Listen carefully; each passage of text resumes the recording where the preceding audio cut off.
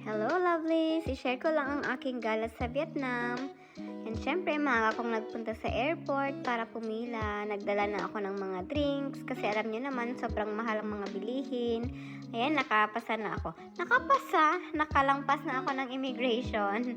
So, nagbaon din ako ng tubig para makapag-refill ako sa airport. Ayan, hintay-hintay lang. Tamang picture lang, video lang, and flex ko na rin tong aking passport eh. Ayan, I flew with Vietjet. Tapos, syempre, nagbaon na rin ako ng pagkain ko kasi kadalasan hindi ko gusto yung mga pagkain na siniserve nila sa plane. KFC, baka naman, char. 9 hours pala yung biyahe mga lovelies, kaya sobrang bored na ako dyan. Pero ayan, sa wakas malapit na kami. Yan pala yung Mekong Delta River. Ayan, close up natin para masaya. And malapit na kaming lumapag dyan. Sa wakas, after almost 9 hours, nakarating na rin kami sa Vietnam. Ang saya-saya sa pakiramdam, guys. Ayan na ang aking walk-off.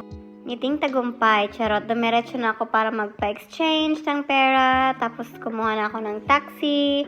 And then, dumiretso na ako sa hotel, guys. Kung traffic sa Pinas, mas traffic dito. Bye!